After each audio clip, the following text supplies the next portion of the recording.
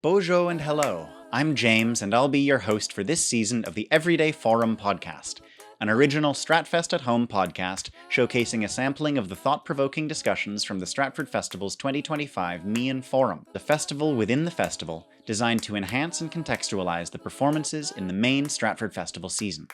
The following discussion was recorded in front of a live audience in Lazaretus Hall at the Tom Patterson Theatre in Stratford, Ontario, Canada. Enjoy! Good morning, everyone, and welcome. My name is Julie Miles, and I'm the Meighen Forum Director. Last night, my family and I went for a sunset swim in Lake Huron. It was beautiful, and I highly recommend it. As we washed away the stresses of the day and watched the orangey-pink sky unfold, I thought of those who have been the caretakers of the lake, the rivers, and the land for thousands of years, and who continue to do so. Here in Stratford, we give thanks and acknowledge the ancestral waterways and lands of the Anishinaabe, the Haudenosaunee Confederacy, the Wendat, and the Attawanderong, and acknowledge that many Indigenous peoples continue to call this land home and act as its stewards. This responsibility, this advocacy, extends to all of us to share and care for this land so all future generations can swim in the lake at sunset with their families and feel safe. Today's event is very close to my heart, as my previous job here at the festival was a stage manager and a production stage manager. I have been a first-hand witness to the last-minute phone call to an understudy, letting them know they're going on. And I encourage you to go to Stratfest at Home for the original short film, The Understudy, starring Tom Rooney, as it's a very true-to-life account of this experience. And now, to introduce our panel. The Understudies here at the festival are supported by a team of very creative, very organized professionals who are the biggest cheerleaders, advocates, and supporters of the Understudies. And we have some of them here with us today to share with you their insights, knowledge, and I'm sure some very interesting understudy stories. I'm going to introduce the moderator, and then they're going to take it from there. This is Monique Lund's 14th season at Stratford. Most recently as the Associate Director for Annie and Assistant Director for Something Rotten. Monique has performed from coast to coast in Canada and the US as an actor, singer, and dancer for the past 35 years. Most recently, she has had the good fortune to work as a director, designer, and dramaturg on several plays with Here for Now Theatre in Stratford. Today, Monique is going to be our guide and moderator for this conversation as she has been on both sides of the understudy experience. So Monique, over to you. You're going on. Even sitting here, my heart is pounding, not because I'm in front of you all, but because just the word understudy, you're on. And I think we've all been there. You know, it's just kind of a terrifying ride. I'm so thrilled to be here today because I feel like anyone who's been in the theater for as long as we have all been in the theater, we know the ins and outs of this understudy thing. And I'm excited to share that information with you today because it's quite fascinating. And you might find that, you know, we're answering questions that you've always had about what understudying is.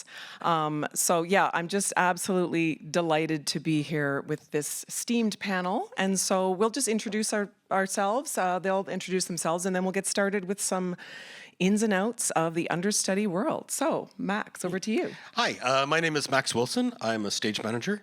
I started the Stratford Festival in 1990. I've been here off and on ever since. This is my 27th season. This year I'm doing Dirty Rotten Scoundrels. Yay, which is kind of fun. Thank you. Over the years, I've done number of musicals and straight plays and Shakespeare's and stuff like that. And I've had lots of experience putting on understudies at the last moment, or even hopefully with a few hours' notice. And I understudy myself because stage managers understudy each other. I understudy the stage manager for the Scottish play. That's what I'm doing this year. Right. That's short. Yeah. Okay. My name's Anthony MacPherson. This is my third season here at Stratford. Come from Nova Scotia, East Coaster. I started performing professionally when I was like 11 years old and kind of haven't stopped since. And in my time specifically, either at Stratford or across North America, something I do is swing, understudy, and I'm also a dance captain. And I'm doing all those things this season even. And as a dance captain, once the choreographer leaves the production, I maintain the integrity of the choreography for that production, but I also work very closely with the understudies to teach them that dance vocabulary and take them through. And then again, I swing myself. So this year on Annie, which I assistant choreographed as well, I have 7 tracks that I need to learn. And what I mean by tracks is 7 different roles that I could go into at any time. And I've swung and dance captained all 3 years. So I like to torture myself. Hi, Aaron Jan. I am in my 3rd season at Stratford. I work as a casting associate in the casting office. So we're casting next season right now, and also casting the understudies is a big part of that equation. I'm also the assistant director of Winter's Tale. So yeah. Amazing. I would love to start with some basic definitions. I'm sure that we think we know what an understudy is, but maybe you don't know what a swing is or what a track is. So, Max, in 10 words or less, no, I'm kidding. But what is an understudy? Okay, I think in sort of Stratford terms, I think we can divide understudies into sort of 3 categories. There's internal understudies, that's somebody who's already in the show, but understudies a larger part. There's non-appearing understudies, which that's the people that are not actually in the show, that they'd have to call in at the half hour to let them know that they know there's a show and check in to make sure their principal is okay. And then swings. The swings are specifically in musicals. Swings are people that are dedicated to cover the ensemble roles, and so that's what they sometimes they would cover principal roles as well, but usually that's what they do is cover the ensemble roles. So like in a show like mine, we've got 6 male, 6 female ensemble members, so our swings would cover all of those people. And then from those ensemble people, those people would cover the principal roles. So that's a pretty... That was more than 10 words. I'm just saying. Okay, good. Thank you. Thank you. Does that kind of make sense? But we'll forgive you for now. Okay. Anthony, could you please explain what a track is? Yeah, so a track would be essentially your responsibility as a performer throughout the entire show, or even a crew member, or even a stage manager. Really, a track could just apply to what you are responsible for the duration of the production. And the reason why we use the word track, especially in the ensemble, is, as I'm sure if you've seen plays or in musicals, the ensemble plays a variety of roles. And so we identify it as track because it's not necessarily a singular role. So one of my tracks, for instance, is in Hooverville as like an unhoused person, and then they go into a mansion and they're a servant, and then they jump into NYC as a city person. So it's really just that one performer's sort of arc throughout the show when not identified by just a singular role. And what about a split track? Ooh, split track. We're getting technical now. We're getting technical. So a split track would be when something like sickness or other events limit the amount of people that are actually available to cover. So we have on Annie 2 male identifying swings and 2 female identifying swings. And if they are all on and then someone else goes down, then you could just start with stage management and the dance captain. You start prioritizing the necessities for that show. And then you start losing. So you could be like, I'm wearing this hat right now, and then I'm jumping in, and now I'm going to do a scene change that I don't even cover does. And so a split track, essentially, if we do reference it, is on one of those very hairy, scary days when the show must go on. Yeah. And yeah, you have to split your focus. And it's amazing how everyone sort of works together to figure this out, and sometimes very short notice. You know, it's like, because if you have to do a scene change and then you have to make sure that you're there for a lift with the principal, it's hairy. It's really hairy. And so there's a lot of brain power that goes into making these decisions, and sometimes it's, really last minute. I think that's sort of the basics of what we're going to be discussing today. Erin, can you talk a little bit about the timeline of, so we have our principal company that is, learning the show. When does the understudy company start to learn the roles, and how does that look from a scheduling point of view? It depends on the production. At Stratford, we have something called primary days and secondary days, where the primary days are like whole cast, and secondary are the folks who are maybe not, it's not the principal cast, there's less of them. So sometimes those secondary days are used for understudies. But in general, for winters, we had 4 understudy rehearsals. We had an understudy read. I'm wrong. 5 understudy rehearsals. We had an understudy read where we read through the show, and we had 2 understudy blocking rehearsals where they just learned the move track of the show. The understudies are able to be in rehearsal and they're able to watch the performers and just record notes, but the understudy blocking rehearsals are for them to actually walk through that track and see how that feels. Then we had an understudy run on deck where we ran the show with tech, with lights and sound, but no costumes. And then we had an understudy run. So we had about 5 rehearsals. It varies per process, but winters I felt we had a healthy amount of time. So that was about 5. And also, as assistant director, my job was to be in the room and kind of create a database of notes the principals were getting and then distribute them to the understudies so they could kind of maintain the integrity of what the principals were doing who were going on. Something that we talked about in Spread over there was a big job of the understudies is to maintain the integrity of the production. So the actor who's playing the role will make a bunch of acting choices, and the understudy kind of applies those choices when they go on stage. They're not a carbon copy of the principal going on, but they're doing things that kind of go in the arc of what the principal actor's doing. For example, in Winter's Tale, Andre Sills went out last week, so his understudy Matt Cobway went in, and a lot of Matt's choices, acting choices in the show, were structured around the choices Andre had made. So Matt is still doing his own acting, but he's kind of following choices that Andre has decided in his performance. So yeah, that was a long way to answer a pretty short question. No, I love it. I love it. It's it brings me to the idea of how to be a good understudy, how to do the sort of blocking, timing, all of the things that principal actor has developed through their rehearsal period, and make it your own. And this is where, we can get quite philosophical about it, and it's really, really challenging to do that.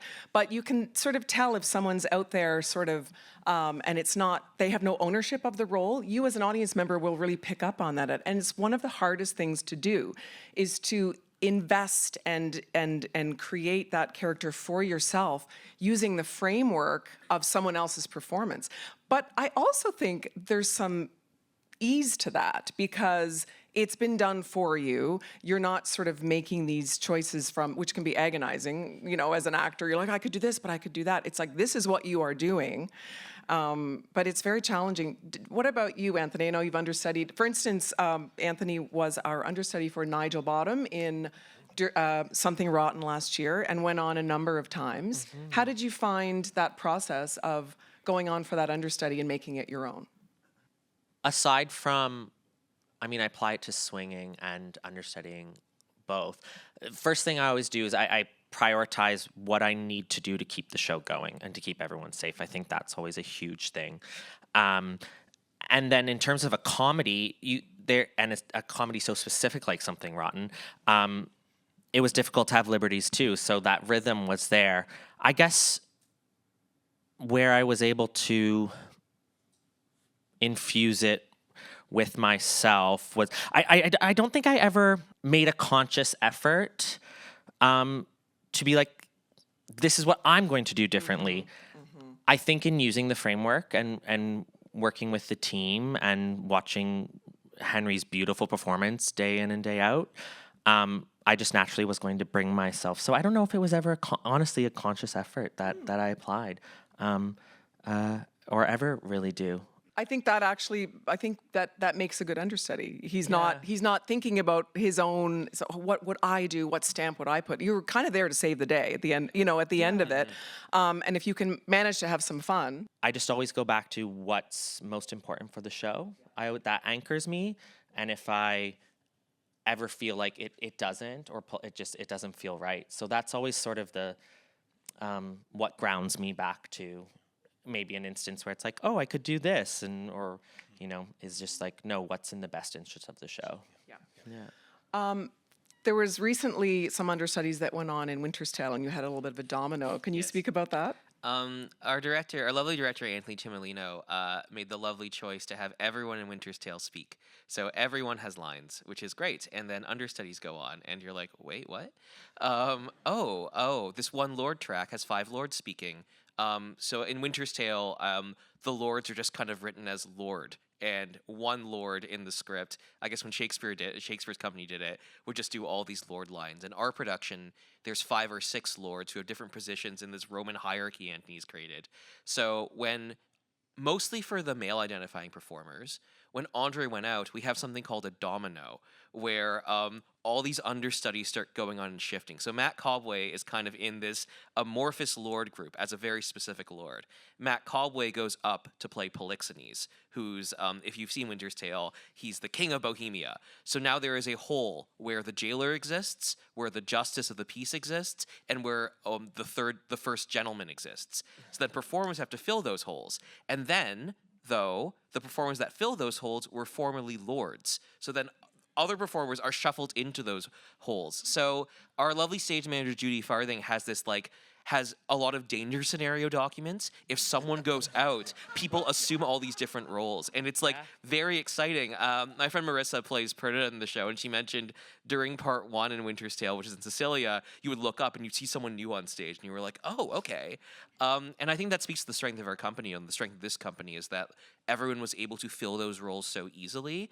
And we have some very creative solutions. If you ever see any understudies go on, know that what happens in the court might be very different from what happens if understudies are not on. I think, as an example, there's one scene, it's probably not detectable, so this might be a little insider, but whatever. There's one scene where another messenger comes on with news that Hermione's oracle has determined her fate.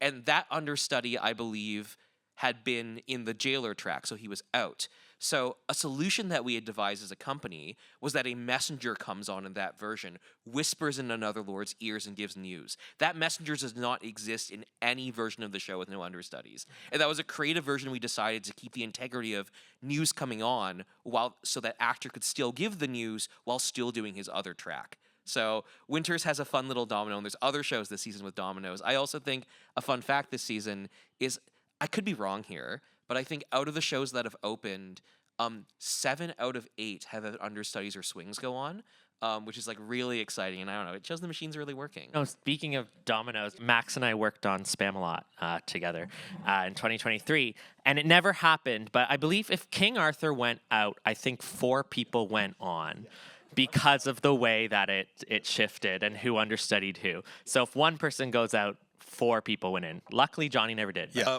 As you mentioned, there's an emergency document. There's before we open, stage management and sometimes the dance captain will get together and create a set of what we call what ifs, which is a document for each actor. What happens if they go out? What the plan is for dealing with this domino. Also, things we have to worry about. We have to worry about any fight rehearsals we have to do, scene changes we have to do, quick changes we have to do, just so when the call comes, we've got our document ready and we're ready to go. But yeah, putting this stuff together, and this really, we only can imagine one person out at a time. When we go to 2 people out at a time, then we have to figure it out. Yeah. And what's incredible and unique about this season, specifically on Annie, is we have 11 young performers, and though I am a swing, and know every bit of choreography from the orphanage, I am not about to go into any of those tracks, unfortunately, but to be debated. Would in an instant. But we actually have 2 young performers, and one knows 3 tracks in the orphanage, and one knows 4. And they actually perform, if you have seen Annie, we have 2 young performers that are both in Hooverville and NYC as sort of city folk, but they also can still do that role and jump into the orphanage if they needed to. Annie has an understudy as well, And we actually have 2 dogs that go back and forth, and they understudy each other. So it's a huge puzzle. But and part of right now as a dance captain, I'm actually helping take not the dogs through their tracks, but those young performers through each one of their tracks. So Does everybody know what a dance captain is? Is that a term that we're familiar with? Do you want to give a brief description of what sure. a dance captain is? Yeah. Like I'd mentioned before, work very closely with the choreographer and then stage management. But once the show opens, the director leaves and the choreographer leaves. The music director for a musical usually sticks around and conducts the show. But in terms of the creative team, all the associates, directors, they leave. And so the stage manager traditionally takes over any blocking or staging that was done, so any scene work. They are responsible for maintaining the integrity of that work throughout the season. And then the dance captain would maintain every choreographic aspect. We also have fight captains. I believe this year we have a motorcycle captain.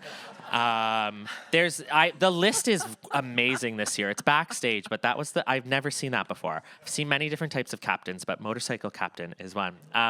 But basically elements of safety and maintaining the integrity of the work initially. We run warm-ups before the shows. We run lifts. We We have intimacy captains as well. Oh, this year. yes. Oh, yes, Yeah. yes. And what about the fights? How does that work in terms of, an understudy going on for a sword fight?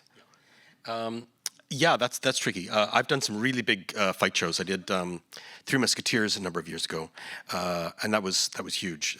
It was a lot of fighting. So we run the fights before every show. We run all the fights before the show. For the understudy rehearsals, we had the understudies fighting each other, which is okay, but that's fine. But that's never going to happen. They're never going to go on stage and fight with another understudy.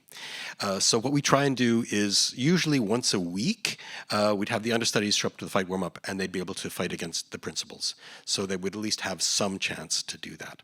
And of course, if they actually had to go on, we would spend more time looking at all the fights with the understudy and the principal. I'm doing this as sword fighting. It's the international sign for sword fighting.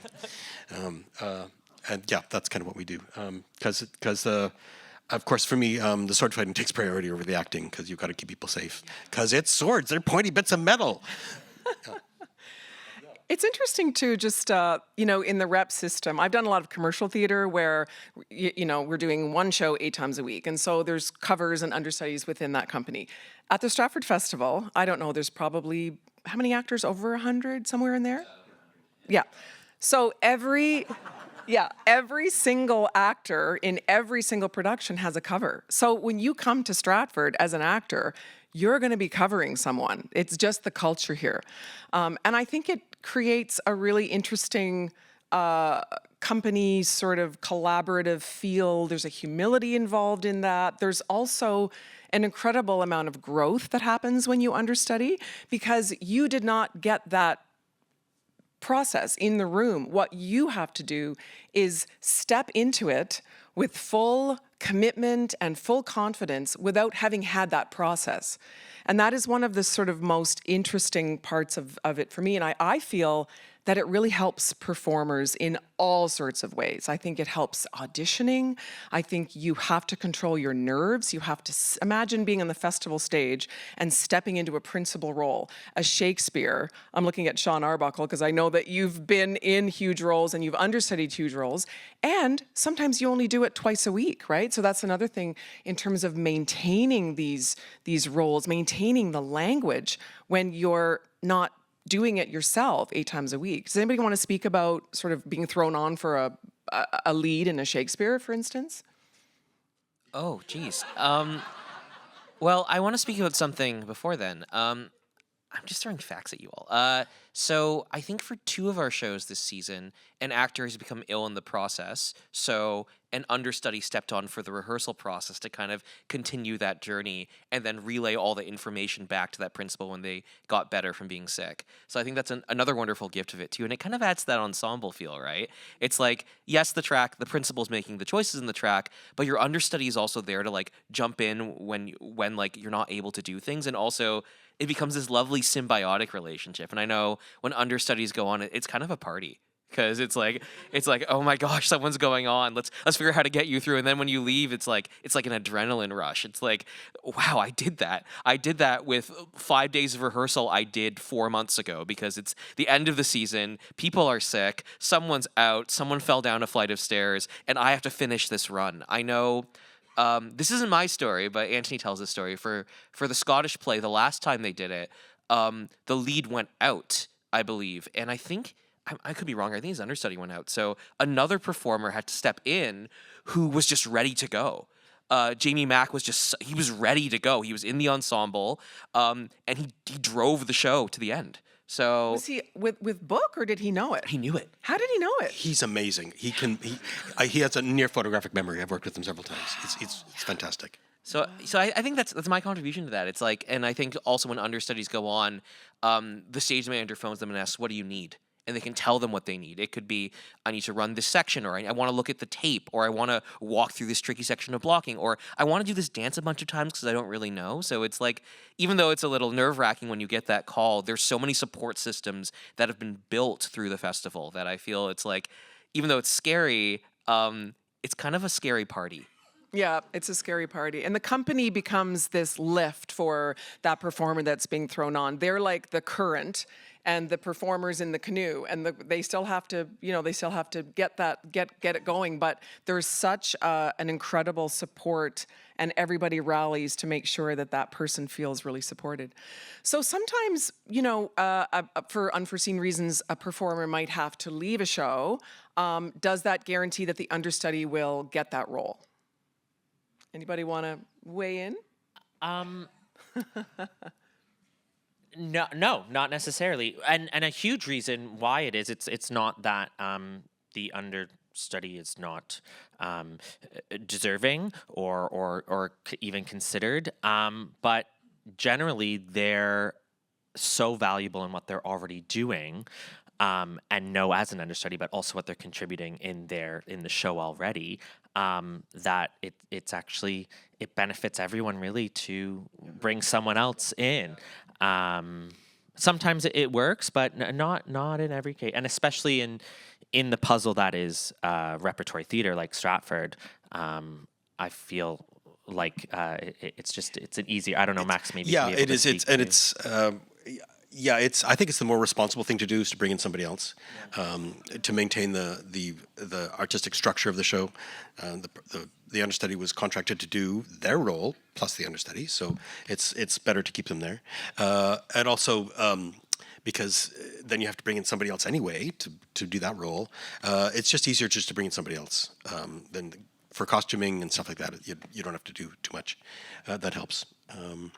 Of course, this reminds me of when we did our Spamalot and we lost our Sir Robin for a while. So and we had to bring in somebody else. But during those few shows before we brought in the replacement, Josh Doig had to go on for Sir Robin, and he has this huge number, and we spent a ton of time rehearsing this number because he's dancing on a piano and there's chair dancing and the bottle dance, blah, blah, blah. And we spent a lot of time, and we didn't pay hardly any attention at all to Josh's real role, which was Prince Herbert, and he's got a big number and a big scene, so we just left that to the understudy who had to fend for himself. I think it was like 10:45 p.m. or like maybe even after 11, and we had finished a night at the theater, and I get this text: Trevor's in the ER, skateboard. And then expletives after that from Max. And we hadn't even finished. So technical rehearsal, when we enter the theater, we start doing something called cue to cue. And so literally everything, a lighting cue, anytime a light changes, that is a cue. Anytime there's a sound effect, all that. And we go through that whole process and start to bring the production together in terms of all the elements. And as Max mentioned, we hadn't even gotten to Josh's actual role in the show. And so in Q to Q, Josh, who stepped into the Robin role, was setting everything now for Trevor, and I was then setting things for Josh. And so we ended up doing first previews like that even. And so people didn't even touch their actual roles until well into a couple of paid performances. It's interesting too, sometimes an understudy will step in at intermission. So you've watched Act 1 with one a week performer. ago, a week and a half ago. That happened to you? A week ago Sunday. Was it Sunday? 2 weeks ago now. I'm in the actors lounge. It's Sunday. Usually on Sunday, like on other shows, I have a little chihuahua, and like on Spamalot on Swing Sundays, he would come and like hang out in the dressing rooms. Because usually by Sunday, you're like, I got this. Sunday as Swing, we'll like run the show in the rehearsal hall and all that throughout the week. But the last show of the week, it's like we're playing puzzles, we're playing Nintendo Switch, we're just kind of hanging out, having fun. So that was a typical Sunday. And then paging was not working, so we have like an intercom system, and I was just in the actors lounge. And there's all this fury, and one of our ASMs runs in and goes, "You need to get dressed right now. I have a hat on, hair not done, everything. Eric is out. Something had happened to Eric." And so they had just finished this huge dance number, and I had about 5 minutes to go in and do NYC, which is like the biggest dance number in the show. I hadn't done any of the partnering lifts with my partner. I did the first number without a microphone, and apparently my hair, which I had not done yet, was just doing this the whole time. I didn't make it for a really important scene change, so a bunch of people on the fly just grabbed things. And then I was in the show for the rest of the show. Mid-show swing on. And that was, for Eric. So, it happens. It's exciting. I understudied in Cats years ago when I was first starting my career. And so you can imagine, he's talking about the hair flying. So Cats is a half an hour to 45-minute makeup job, right? Oh my gosh, the makeup, there was charts and black and brown and white, and I got thrown on with 5 minutes, and I was like, this is my face. I can't go on stage without my Cat's makeup. And they're like, just take the black eyeliner and just draw some lines. So I was literally like putting all of this. I look like a disaster. I did not look like a cat, but the stories are quite fascinating from the understudy world. I covered the 6 Cagels last year in La Cage aux Folles, and there were 2 occasions in which they said, "Anthony, you're on standby," which means start putting your drag makeup on. And then I didn't end up going on, so then I just sat around looking like a pretty lady for the rest of the show. But luckily I had some notice. But it is that. We also had, myself and the other swing, had to learn how to do quick drag. To try and just like layer. It's like, okay, you have lips on, great, go. Now you can put a lash on. Okay, next break, put a little bit more. So, it can get complicated. I love it. This is one of the questions. I think this is funny. We were in prepping for this event. I asked these guys to kind of write down some questions. So Max wrote, "What makes a good understudy?" And then he wrote in brackets, "That's a terrible question." But I don't think it is. I think it's something that we could explore. What does make a good understudy? Sean Arbuckle, I think, one of the most fantastic understudies I've ever known. Someone who can learn their lines and maintain the artistic integrity of the show and be ready to go at any moment, and can just breeze in and do it. We're fortunate that we are able to record early shows like previews and things and make those recordings available to the understudies so they can review them, and that helps them because if they're on stage they can't really watch their principal, and as we found out, the understudy rehearsal is very limited, so they really have to do a lot of work on their own, and so a good understudy is someone who's prepared to put in that work and be prepared to go. And then maintain it. And maintain it. That's another thing, maintaining, because we do the understudy runs pretty much after opening. So you're on stage and you do that run, and you feel like it's really in your body. And then the shows run until November, sometimes December. So how do you maintain these tracks going forward? There are many tools, and I actually want to speak back to even just what makes a good understudy. And I learned maybe a bit later than I even care to admit that there are so many ways to do things as an artist, and so many approaches and so many techniques. And rather than doing what works for someone else or what maybe a mentor taught you or what you learned in school just to be right, it wasn't until that I actually gained some awareness as to how I work that I feel like I gained more confidence and actual skill as an understudy, if that makes sense. There's a lot of wasted time that I found doing things because I actually don't memorize something that way or I don't learn something that way. And that applies too to throughout the season. How do you maintain?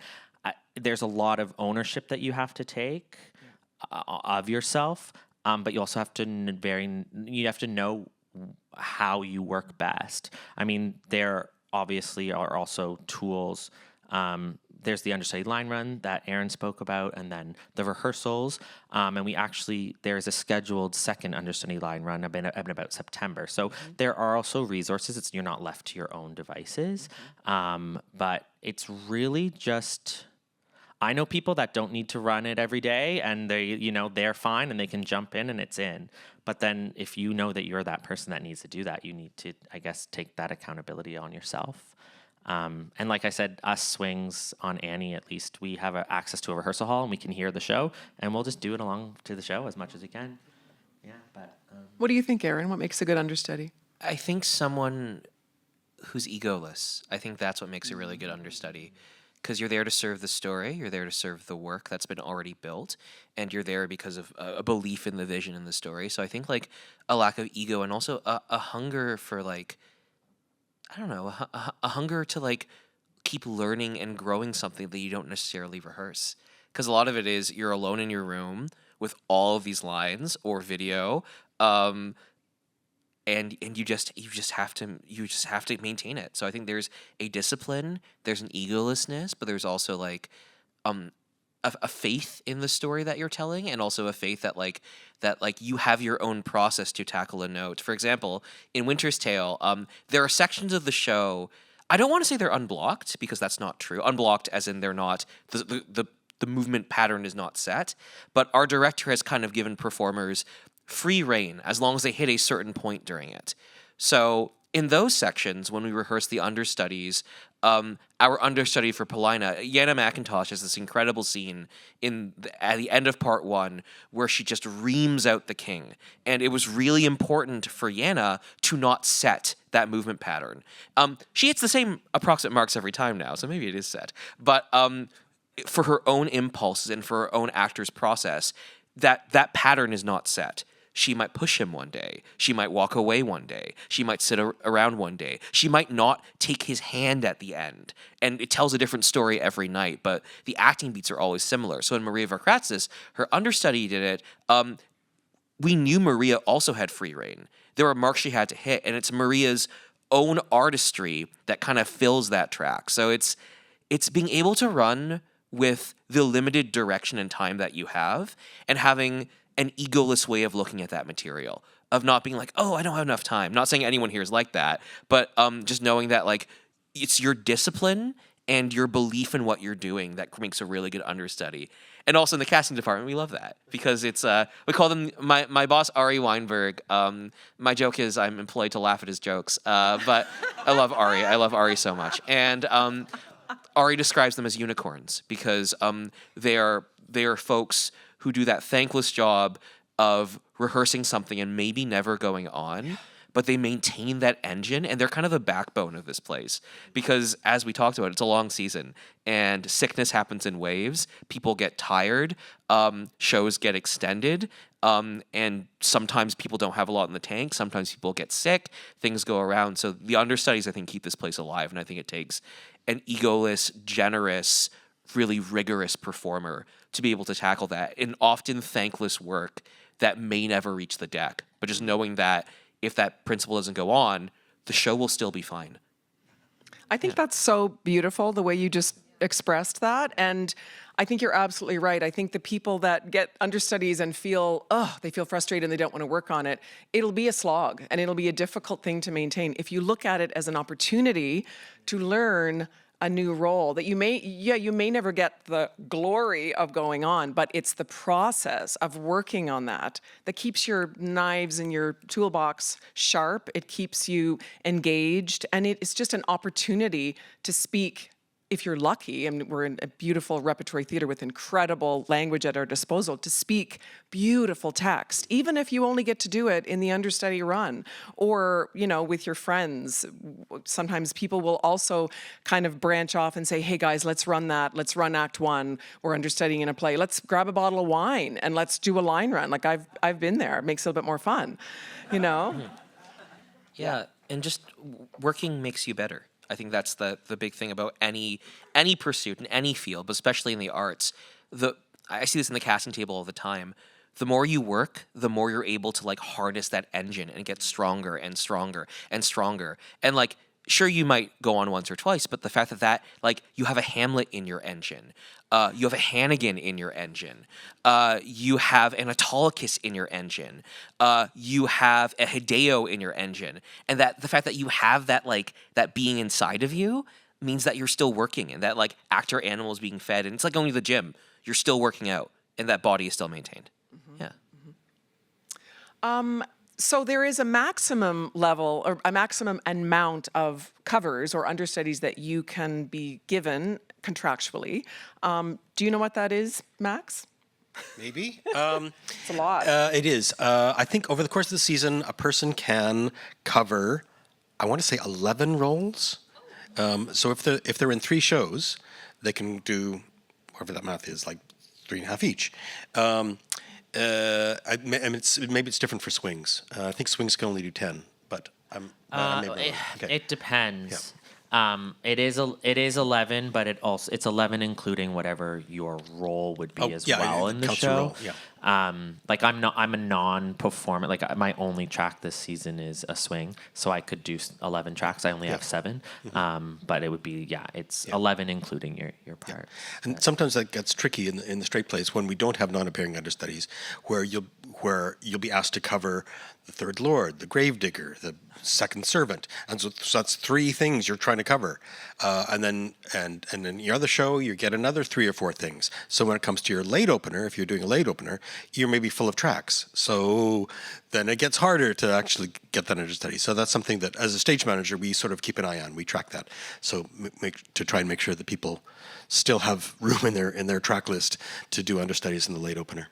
And a non-appearing understudy, for those who don't know, that means you're not in that production at all. Like you might be in 2 other productions and you are non-appearing, which means you're not in the building, you're not hearing that play night after night. When you want to keep that fresh and you want to kind of reconnect with that material, you are sitting in the audience watching, or you're backstage tracking where that person is going for scene changes or costume changes or whatever.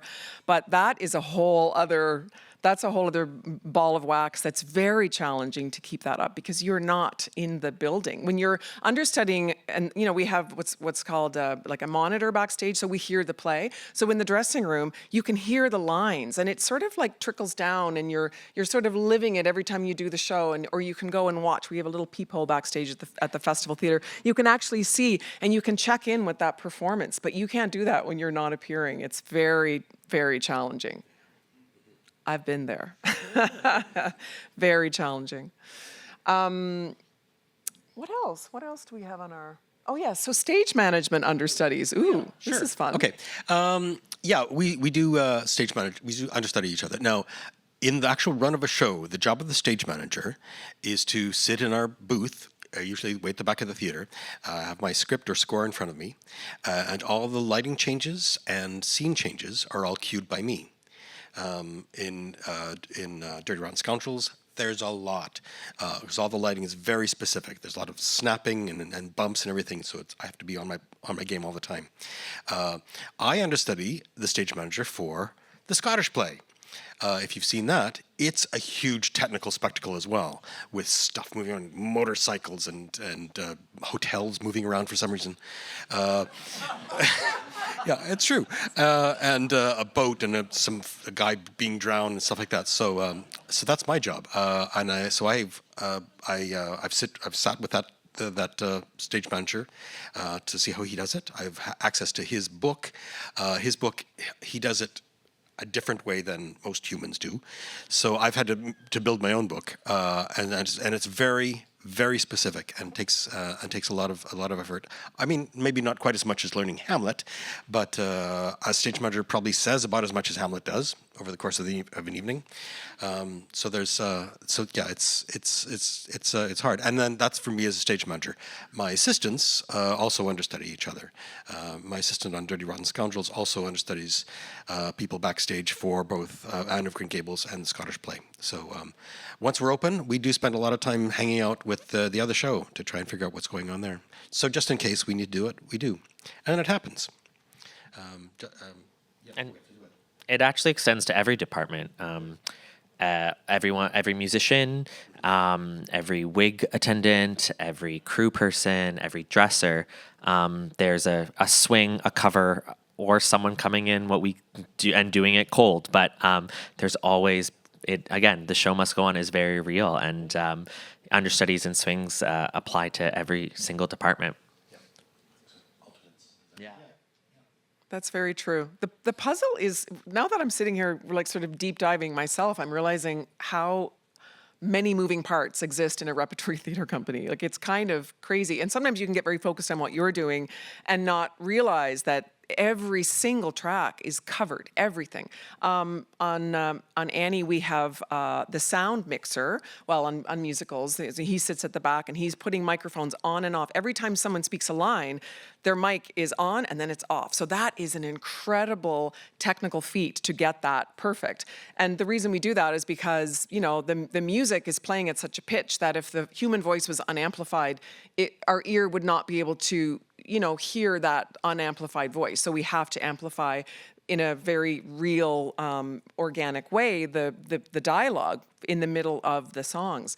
And we have an understudy for that, and he goes on, and, you know, it's like what you were saying, Max, about the technical stuff and calling a show when you don't call it every day. It sounds terrifying. It is pretty terrifying. It sounds absolutely terrifying. At least I don't have to memorize it. It's in a book in front of me, but still, it's really hard. Yeah. The harder thing, though, is doing it the second time. Always. Because every time you go on for the first time or into a situation, I don't know about anyone else. I just black out and it happens, and then I finish and I'm like, that was awesome. Like, we do have this term that I love, instant forgiveness. It basically means you are responsible for so much when you're stepping into a role or a track that it's inevitable that something will go wrong.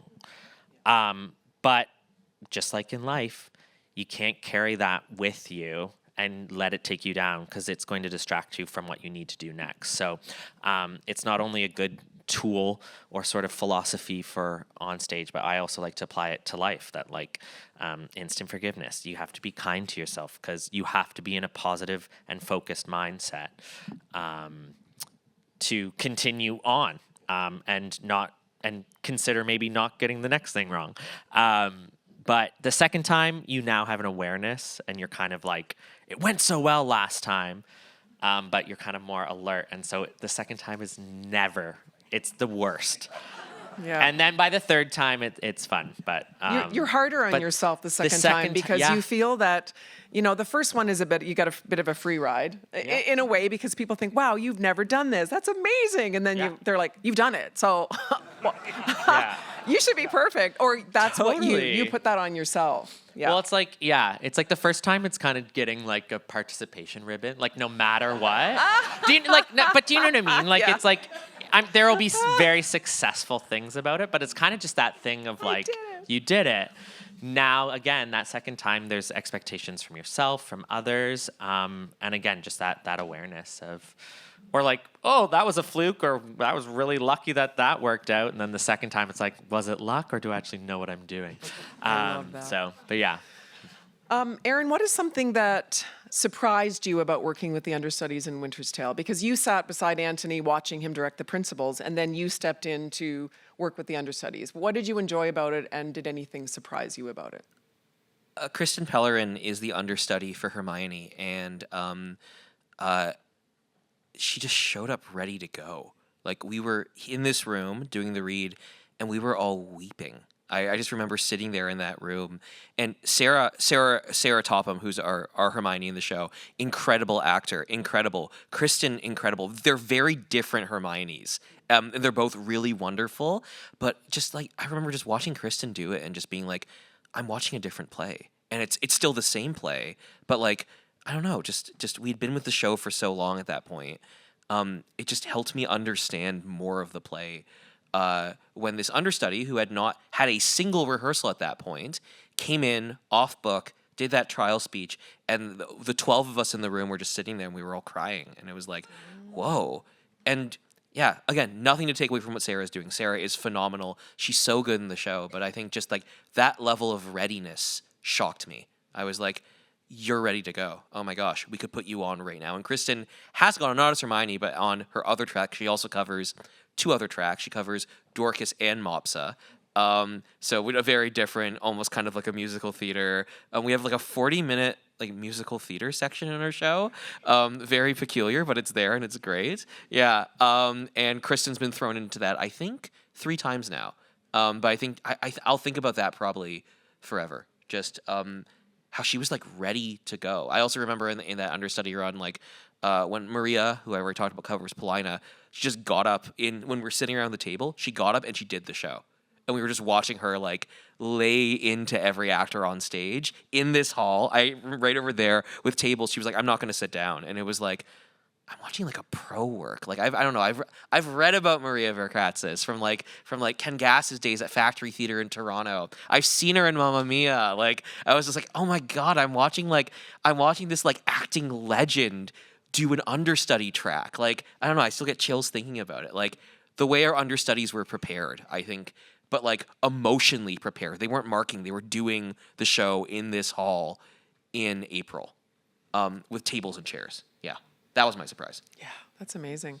And understudies are, the understudies, I've never worked with an understudy who's not as good as the principal. Oh, no. At this level, this level at the Stratford Festival, or those people are, they didn't get that role for whatever reason, but I don't like when I sense that there's a kind of thought that they're subpar somehow, because it's just not the case.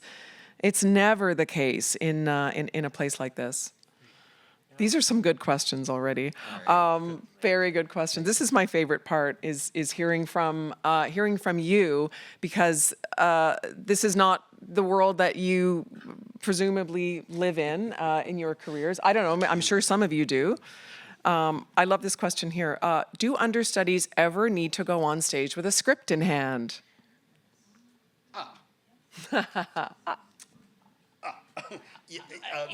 Yes. Yes. Yeah, I guess the easy answer is yes. There is an effort, I would say, at the Stratford Festival. One of the first rehearsals you do as an understudy is the understudy line run. And it is expected of you to be off book. And what that means is to have memorized those lines for that first rehearsal. And with that said, if you're having trouble with that, you can reach out to stage management. We also have an incredible resource, the Understudy Task Force here, that can have you connect you with different tools and artists that maybe have understudied before. But essentially, the understudy, maybe not. But if there's enough of a domino like we talked about, and someone has to sit on the side of the stage at the Avon, which I know happened in A Wrinkle in Time, with a script on a chair and read the lines while the action still continues. That has happened at the Stratford Festival. It has. And some of the shows at the studio are not, sometimes, historically, have not been fully understudied. And so there has been occasional times when, the director has to go on with the book. Yeah. Yeah, I would say, it's that's the worst case scenario, that somebody would be out there with a book, because understudies are prepared. When you get your contract, you know exactly what you're covering, generally speaking. I mean, the stuff does kind of trickle down during the process. Oh, actually, no, I think there's a couple of weeks after you start, there's the cutoff. Yeah, but technically it's 40 hours and 40 hours weeks, of 40 hours of priority rehearsal. The understudy list has to go up, and even after that point, you can zhuzh it a little bit if you need second messenger or stuff like that to make it all work. But generally, if it's a principal, you will know that you're covering that ahead of time. And it's funny, Kristen's mother of two now. Yes. She probably, when she got her offer, she probably cracked that book right away because Yep. she knew my time is limited and I want to be good and I want to know this stuff and I don't want to be scrambling with two babies. Oh yeah, yeah. It's amazing. This is an interesting one. Are there any ad libs in Dirty Rotten Scoundrels? I have no idea what you mean. There's not too much, actually. There's very little. There's a few moments in the script where the playwright has given us liberty to talk about things. Like there's the one scene where Lawrence says, you can work anywhere except these places. China, Nicaragua or someplace, and then we fill in some local ones. Those aren't ad-libbed. We did decide what they are. I came up with Dildo Newfoundland. That was my contribution.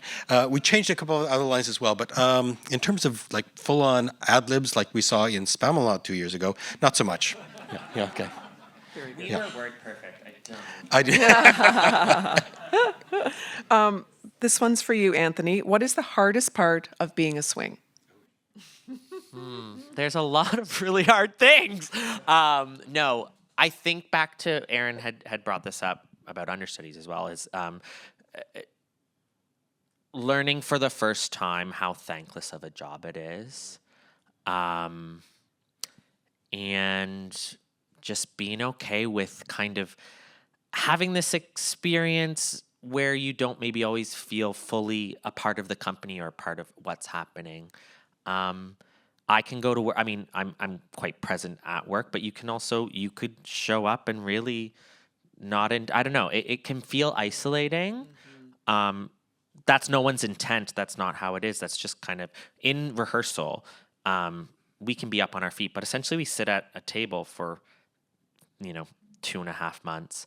And we're never in it. We're never those little convos that are happening or those inside jokes or the things that are happening even on stage as it goes on.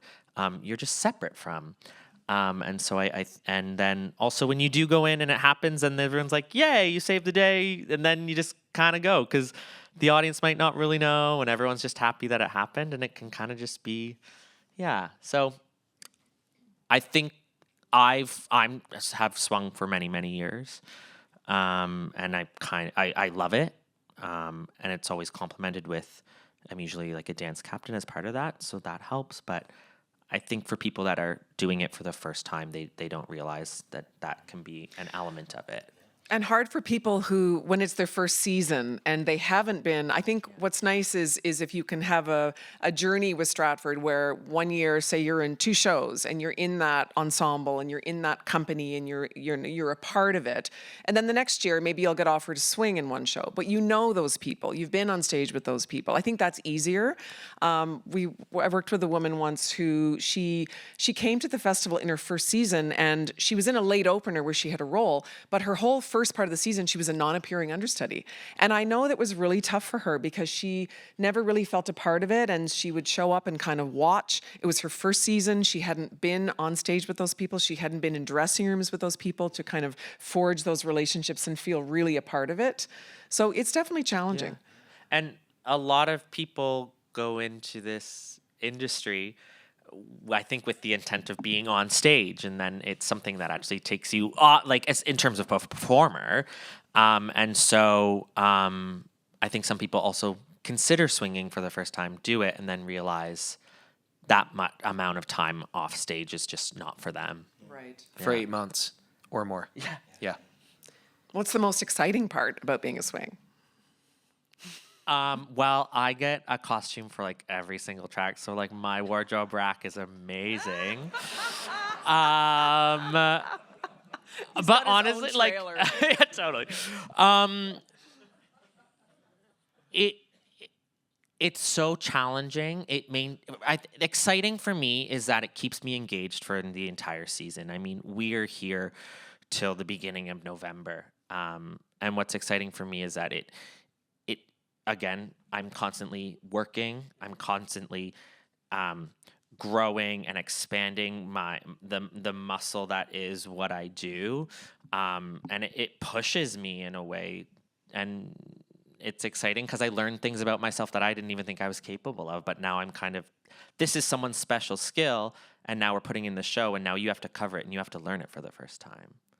So I think that's, like before last year, I didn't know how to crack a whip, or I never danced in heels, and now I can see, like it's like pretty cool. I love it. I love it. Aaron, this one's for you.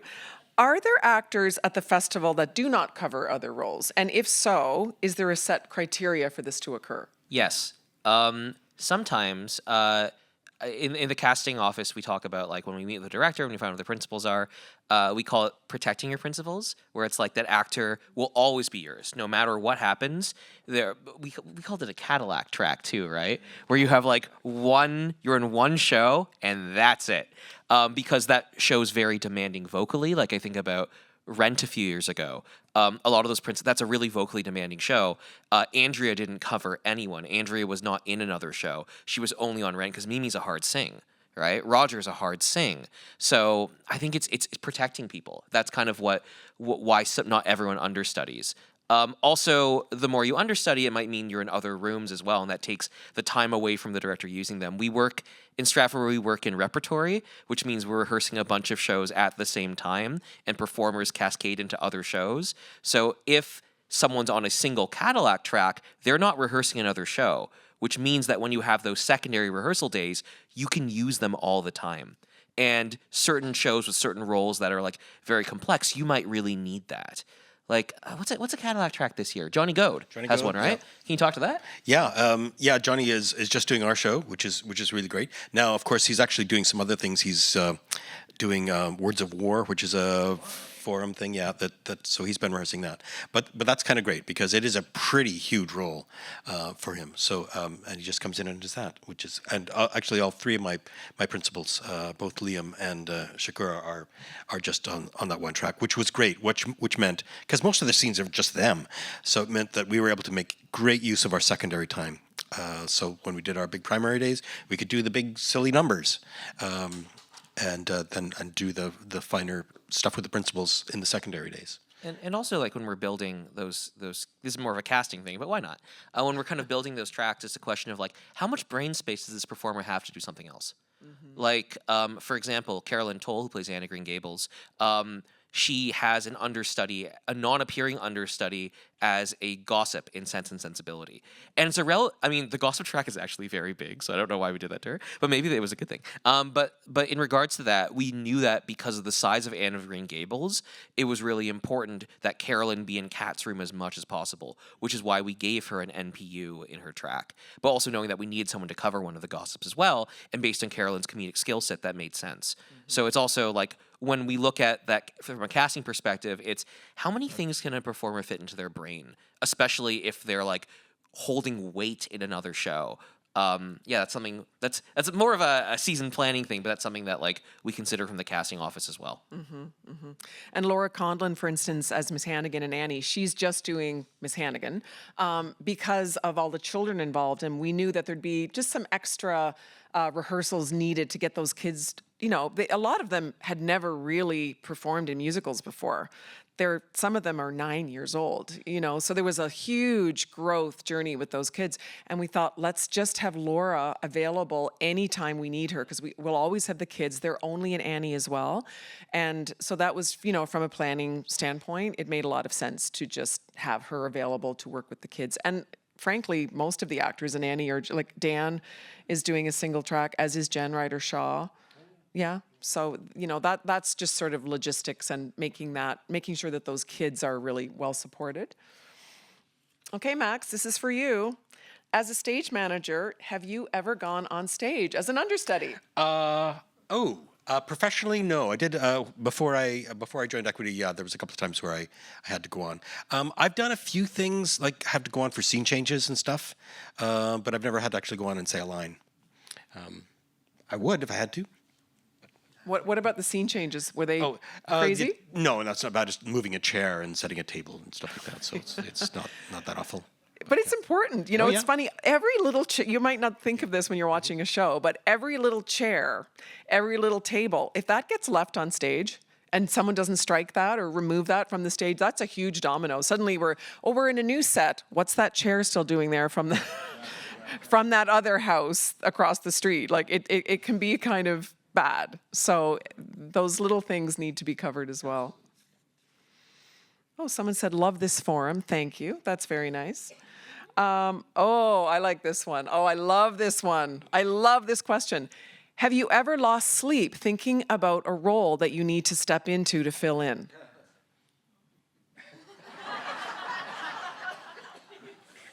I have one.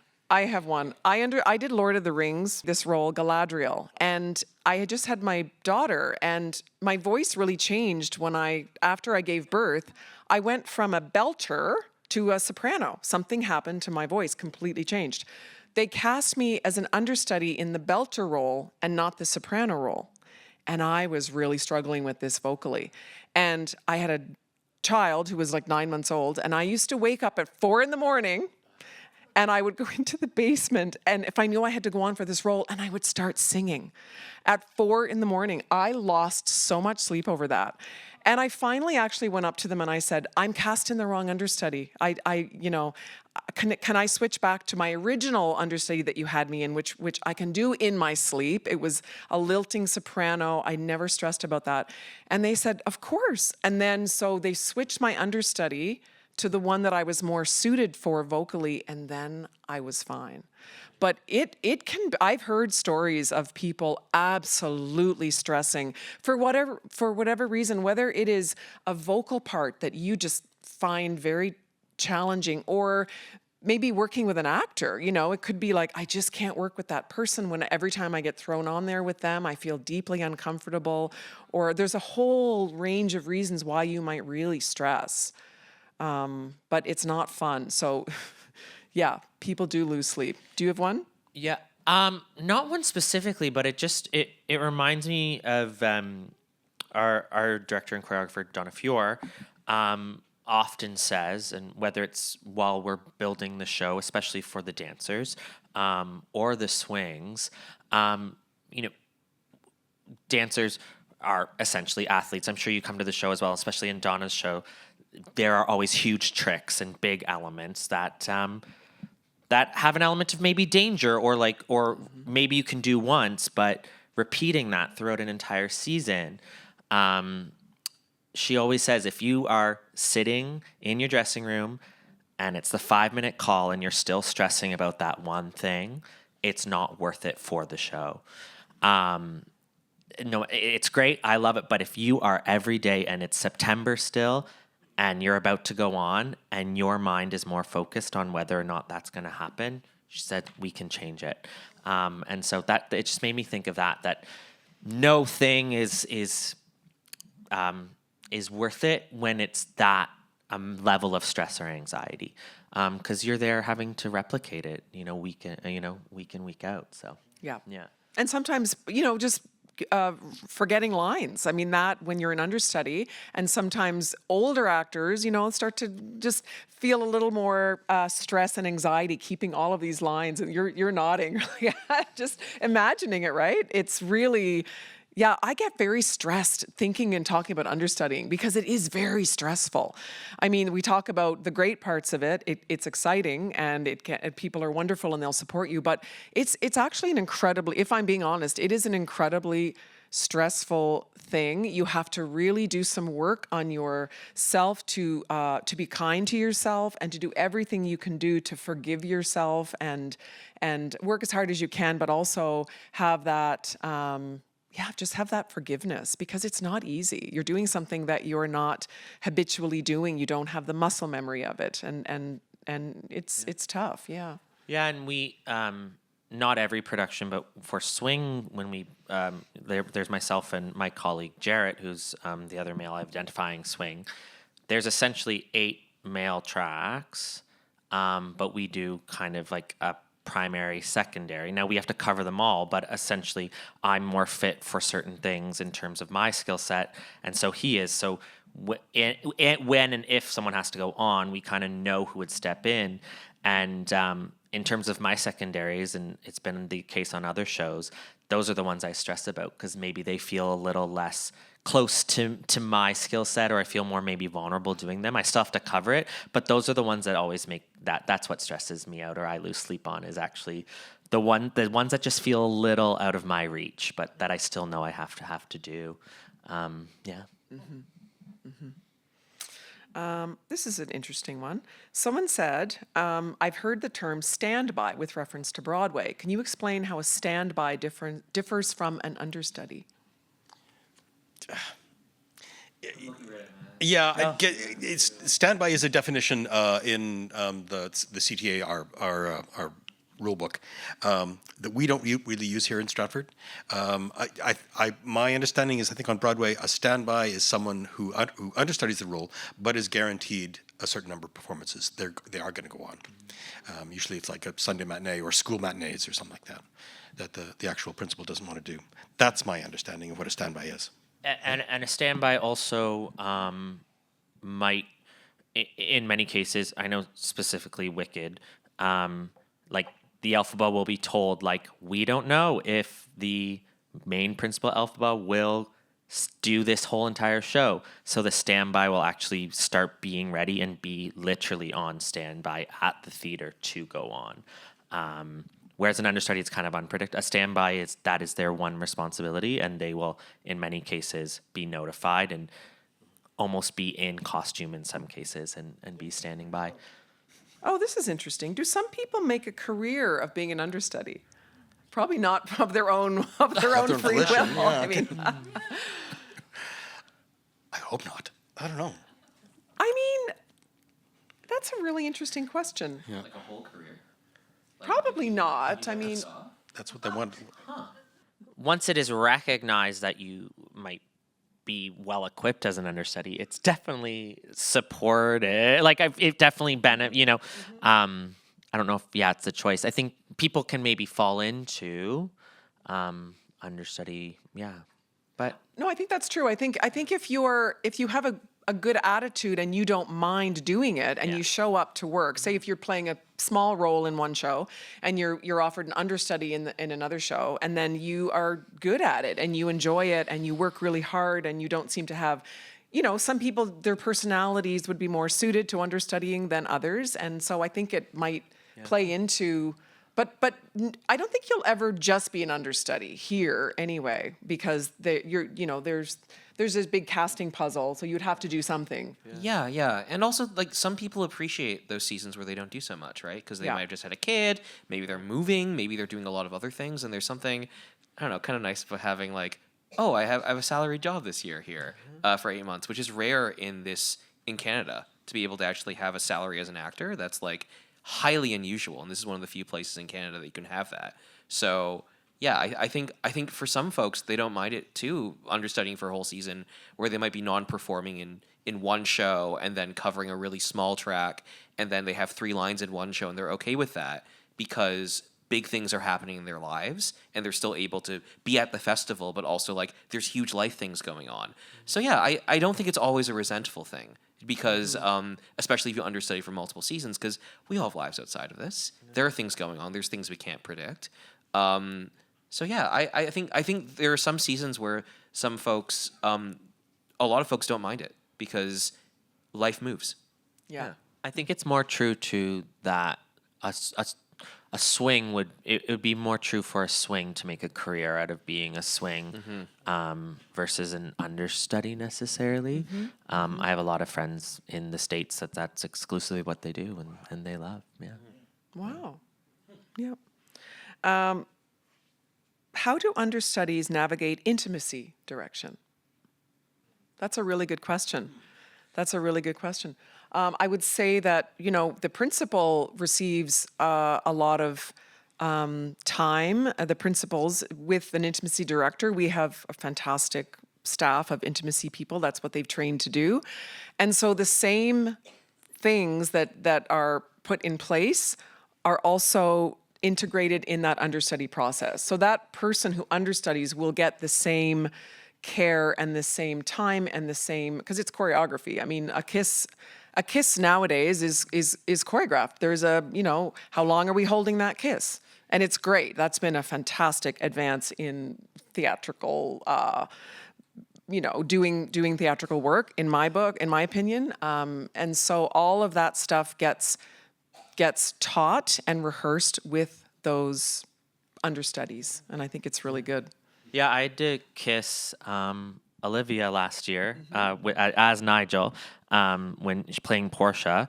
And what was great, we literally just met before the show, but there were different levels to the intimacy for the kiss. So, example, we could have just touched cheek to cheek, and then there's kind of levels to it. And that day, if Olivia or myself felt a certain way, we knew that there was other movement vocabulary that we could do besides a kiss that would achieve that same intimacy. You do that, you check in every day with your intimacy partners in the regular run of the show. So the day of the show, you also check in with the understudy, and you are, in my experience, you are always in conversation about what is actually acceptable that day, how you're feeling, and then you're also allowed to. That is one place actually that an understudy can bring themselves to the role, is that you can be honest about what your boundaries are in terms of intimacy, and that's in my experience always been accepted, even if it varies from what the other two actors have agreed to. Yeah, I think it is quite personal. I know some people will sort of tap in, they'll just do a little high five to sort of demonstrate to their scene partner that they're entering into the moment, and then they'll do it to exit out of it too. And it's a very individual thing. And I think understudies will communicate with the person that because two understudies won't go on together. That's another thing too. We do all these rehearsals with an entire understudy company, but in reality, you're going to go in, you're going to slide in with the principal company that have been doing the show. And so, but you will have a relationship with that actor who does that role. You'll have your boundaries set with that person. You'll have that conversation. I think we have time for one more question. Do understudies and swings have their own costumes, or do they wear the principal's costumes whenever possible? And what about wigs? Right. Yeah. Swings do have a full set of costumes. For ensemble tracks, they yes. have to. Well, or, I don't know if they have to, but they do. It's beneficial. It's just way better that way. If it's a weird costume piece, like a big, huge honkin' robe or a helmet, sometimes Sir Boris. Sir Boris, yes, yeah, exactly. Whose head pops off. Then that's something that they would share. And then we'd have to wipe it with alcohol if time allows. We'd have to go on. Yeah, and not more often than not, but understudies tend to share costumes with principals more often, I feel, than swings share with ensemble members. Yeah, and sometimes the understudy choices are based on who can fit the costume. Sometimes it's a puzzle. Yeah. And wigs, generally, everybody will have their own wig. Yeah. Yes. I don't think we share wigs. Yeah. Wigs and underwear, we don't share those. Yep. Thank God. There's fittings that happen throughout the year too, where the wardrobe is able to look at the understudies and adjust to make sure it actually looks okay. And I noticed when I check Arden, which is our rehearsal scheduling software, I'm kind of a creep in that way. I go to the Arden, you can see everyone's schedule, and sometimes just for fun, I hit the daily schedule button, and I can see all of these fittings, and who's doing what. I think there was a costume maintenance fitting a few days ago for Winter's Tale, and I was like, oh, cool, just to get a scale of the festival. But especially when we're gearing up toward opening week, or even we're past opening week and understudies are they need a maintenance fitting. That can happen too. So yeah. What I've really appreciated here specifically as a swing, actually on all three shows that I've swung, like on Spamalot, my night of the round table, I didn't have a bunch of different night costumes and I wouldn't jump in. When I got to go on stage, I had my fish, and I was the only night that was fish. Or as a Kajal, I had everyone was a different color, but my palette was different than everyone else, and my makeup design was for me. And I didn't put on someone else's wig or someone else's costume in that case. I actually got to step into my ensemble roles as an individual. And same with this year, my NYC suit was made for me, and no one else has that suit. So in a situation where as a swing you feel like maybe or an understudy you're taking on other people's roles, that is somewhere where I have felt seen and been able to contribute as an artist, and really really appreciated from our amazing group of artisans that build everything from hand here. So.